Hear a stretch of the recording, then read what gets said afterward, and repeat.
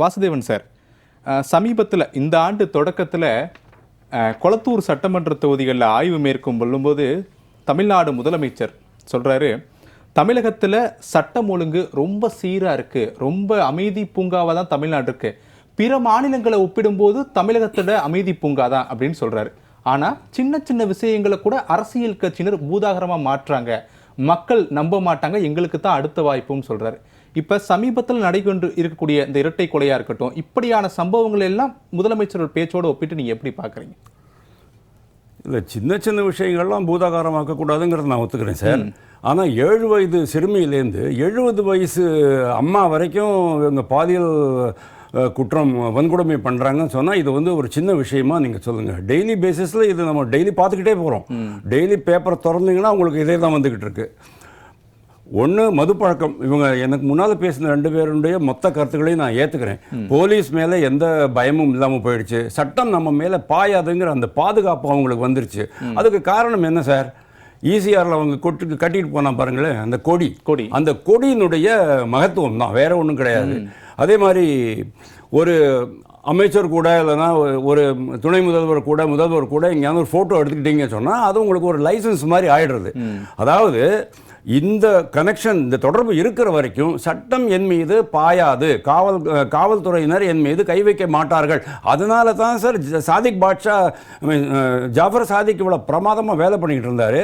3000 கோடி ரூபாய் வருமானம் உள்ள போதைப் பொருளை வெளிநாடுகளுக்கு ஏற்றுமதி பண்ணுற அளவுக்கு ஒரு மிகப்பெரிய தொழிலதிபராக மாறிட்டார் அவர். அதனால் இது வந்து ஒரு ஐசோலேட்டட் இன்சிடென்ட் கிடையாது.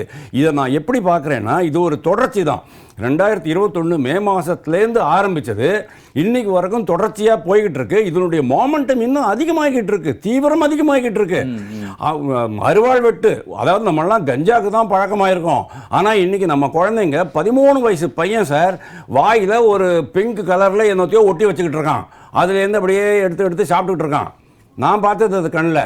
இந்த அளவுக்கு சமூக குற்றங்கள் அதிகமானதுக்கு காரணம் என்ன அப்படின்னா, மக்களுக்கு சட்டத்தின் மேலே எந்த பயமும் இல்லாமல் போயிடுது. காவல்துறையினர் கை கட்டி போட்டிருக்காங்க. பக்கத்துலேயே காவல்துறை ஆஃபீஸர் முன்னாள் அதிகாரி உட்காந்துருக்கிறாரு, அவருக்கு தெரியும். காவல்துறையை மட்டும் நீங்கள் ஓப்பன் பண்ணி விட்டீங்கன்னு சொன்னால் கண்டிப்பாக வித்தின் 15 days எல்லா குற்றங்களையும் அவங்க கட்டுக்குள்ளே கொண்டு வர முடியும்.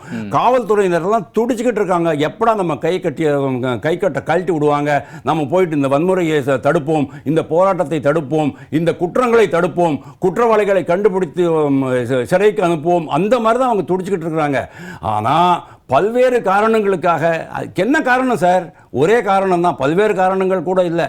குற்றம் புரிபவன் என்னுடைய தம்பி, குற்றம் புரிபவன் எங்களுடைய அபிமானி தான், உறுப்பினர் அல்ல, கட்சி உறுப்பினர் அல்லன்னு நீங்களே பேசிட்டீங்கன்னு சொன்னால், இந்த மாதிரி பேசுனீங்கன்னு சொன்னால் அப்புறம் எப்படி சார்? சார் ரகுபதினு ஒருத்தர் இருக்கார் சார், மாண்புமிகு சட்டத்துறை அமைச்சர். அவர் என்ன சொல்கிறாரு, நான் அவருடைய இடத்துல நான் இருந்தேன் சொன்னால் நான் என்ன பண்ணிருப்பேன்? தமிழ்நாட்டில் நான் வந்து சட்ட அமைச்சராக இருக்கிற வரைக்கும் சட்டம் உங்கள் மேலே பாயும், குற்றவாளிகள் யாராக இருந்தாலும் சரின்னு நான் சொல்லுவேன். கொலை, கொள்ளை, கற்பழிப்பு, அருவாள் வெட்டு எல்லாருமே சட்டத்திற்கு உட்படும் அப்படின்னு சொல்லிடுவேன். சட்டம் நீண்ட கை உங்களை பிடிக்கும் அப்படின்னு நான் பயமுறுத்திருப்பேன்.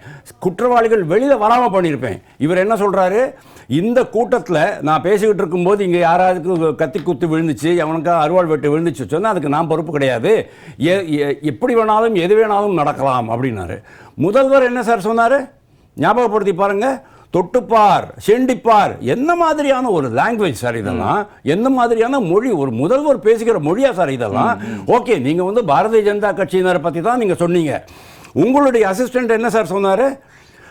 11 மணிக்கு நாங்கள் வந்து பதவி பிரமாணம் எடுத்துக்குவோம், 11:05 நீங்கள் போய் மணல் அள்ளுங்க அப்படின்னாலும் அப்புறம் எவன் சார் வேலை பண்ணுவான்? எந்த போலீஸ் அதிகாரி, எந்த விஏஓ, எந்த டிஎம், எந்த கலெக்டர் உங்க மேலே கை வைப்பான் சொல்லுங்க? அந்த அளவுக்கு அதாவது குற்றவாளிகளுக்கு ஒரு ஃப்ரீ ஹேண்ட் கொடுத்துட்டீங்க. அதாவது மொத்தமாகவே குற்றவாளிகளுடைய, ரவுடிகளுடைய ராஜ்யமாக இதை மாற்றினதுக்கு அப்புறமா இன்னைக்கு அவர் முதல்வர் என்ன சொல்றாரு?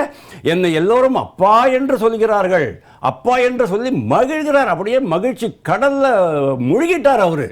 ஆனால் உண்மை என்னடான்னா, அங்கே வெளில போனால் அவன் காரி துப்பிக்கிட்டு இருக்கான். ரொம்ப அபாயகரமான ஒரு சூழ்நிலையை நோக்கி போய்கிட்டு இருக்கு தமிழ்நாடு. இது எங்கே கொண்டு போய் நிற்க போகிறது அப்படிங்கிறது தெரியல. ஆனால் இதுக்கு பல்வேறு அரசியல் காரணங்கள். இதில் வந்து நம்ம ஒட்டுமொத்தமான அரசினுடைய ஒட்டுமொத்த ஃபெயிலியர் அப்படின்னு தான், தோல்வி அப்படிங்கிற மாதிரி தான் நான் இதை பார்க்குறேனே தவிர ஒரு தனிப்பட்ட ஒரு நிகழ்வு அப்படின்னு நான் பார்க்கல. டாஸ்மாகில் ஏற்கனவே நாங்கள் சொல்லியிருக்கோம், ஏகப்பட்ட குளறுபடிகள் இருக்கு. 50% மேலே பில் ஆக மாட்டேங்கிறது அப்படிங்கிறது நான் சொல்லலை சார்.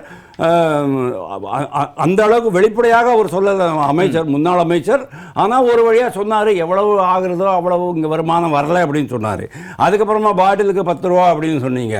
அதுக்கப்புறமா அந்த டாஸ்மாக் ஊழியர்களுக்கு எந்த விதமான எதுவும் கொடுக்கல. இந்த மெயின் டைம் டாஸ்மாக் கூடவே, டாஸ்மாக்குள்ளேயே நீங்கள் கள்ளச்சாரை விற்கிற அளவுக்கு ஆகிப்போச்சு. இன்றைக்கெல்லாம் பேக்கெட்டில் பால் தான் சார் கொண்டு போய் வீட்டுக்கு வீடாக போட்டுட்டு வருவாங்க.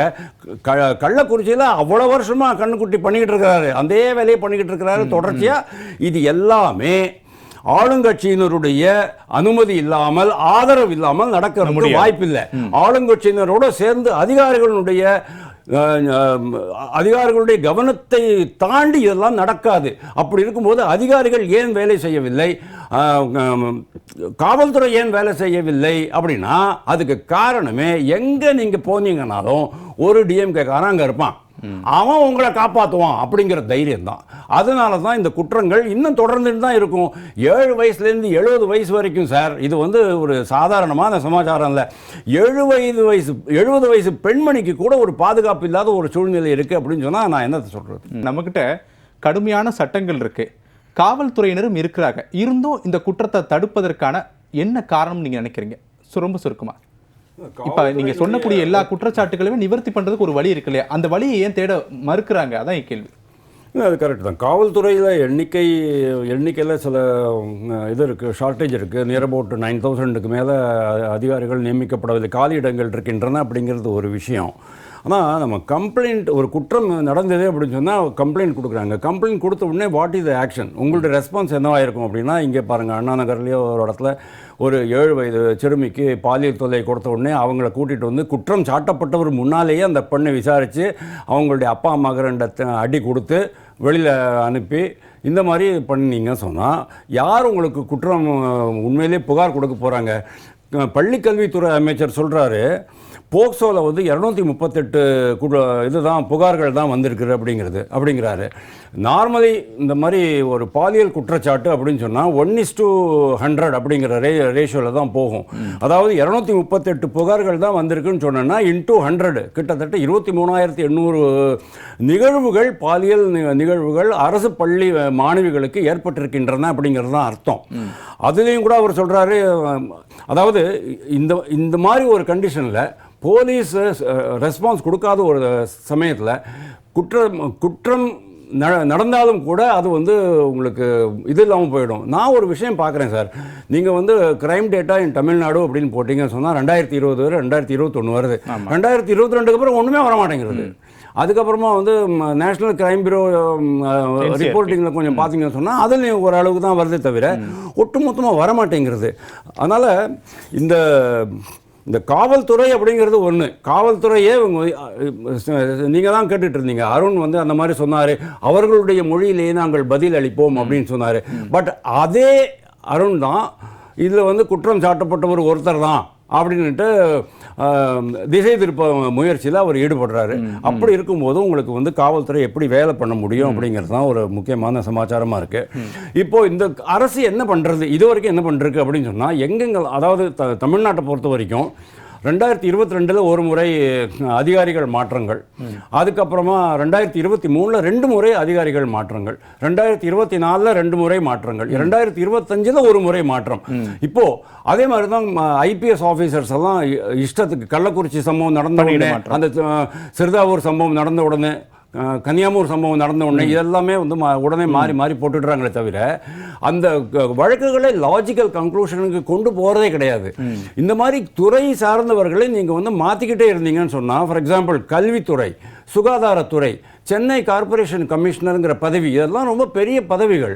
ஏன்னா இங்கெல்லாம் அரசனுடைய கொள்கை வந்து தொடர்ச்சியாக நடக்க வேண்டிய ஒரு சமாச்சாரம். இங்கெல்லாம் ஒரு துறையிலையும் 1 வருஷத்துக்கு இல்லைன்னா 10 மாதத்துக்கு கீழே ஒருத்தரை நீங்கள் நியமிக்கிறீங்க, அவரை டிரான்ஸ்ஃபர் பண்ணுறீங்கன்னு சொன்னால் அப்புறம் எப்படி உங்களுக்கு அந்த ஒரு தொடர்ச்சி, நிர்வாகத்தினுடைய தொடர்ச்சி எப்படி இருக்கும் அப்படிங்கிறது ஒரு மிகப்பெரிய கேள்வி. இதுதான் இவங்க பண்றாங்க. அதாவது கலெக்டர்கள் மாத்திடும், மற்ற ஐஏஎஸ் ஆஃபீஸர் மாத்திடுவோம், மற்ற துறைகள் அதிகாரிகள் மாத்திடுவோம், போலீஸ் ஆஃபீஸர்ஸையும் மாத்திடுவோம், அவ்வளவுதானே பார்க்குறாங்களே தவிர, ஃபார் எக்ஸாம்பிள் இவர் ராதாகிருஷ்ணன் பாருங்க, சுகாதாரத்துறையில் 4வது முறையாக வராரு. இவர் பீட்டர் அந்தோணிசாமின்னு சொல்லிட்டு அந்த செக்ரட்டரியேட் அசோசியேஷனுடைய பாஸ்ட் பிரசிடென்ட்னு நினைக்கிறேன், அவர் ரொம்ப கிளியராக சொல்றாரு, ஒரு அதிகாரியை அந்த இடத்திலிருந்து மாற்றி 3 மாதத்திற்கு பிறகு மீண்டும் அதே இடத்திற்கு திரும்ப மாற்றுவதற்கு என்ன அவசியம் ஏற்படுகிறது? அப்படின்னா என்ன அர்த்தம்? அந்த 3 மாசத்துல நீங்க ஏதோ பண்ண ஆரம்பிச்சீங்க, அந்த அதிகாரி இருந்தால் அதுக்கு முட்டுக்கட்டையாக இருப்பார் அப்படிங்கிற மாதிரி தான் நம்ம யோசிக்க வேண்டியதாக இருக்குது. இந்த மாதிரி பல்வேறு சமாச்சாரங்கள் இருக்கின்றன. அதாவது நீங்கள் இந்த அதிகார வர்க்கத்தை மட்டும் மாற்றி தான் போராது, புகார் கொடுத்தா உடனே பண்ணணும். ஏடிஜிபி அவருடைய வீடுல அந்த அறையை எரிச்சிட்டாங்க அப்படின்னு சொன்னதுக்கு 7 மாசமா இன்னும் ஆக்ஷனே எடுக்காம இருந்தீங்கன்னு சொன்னா மக்களுக்கு நம்பிக்கை எப்படி வரும் அப்படிங்கிறது தான் கேள்வி.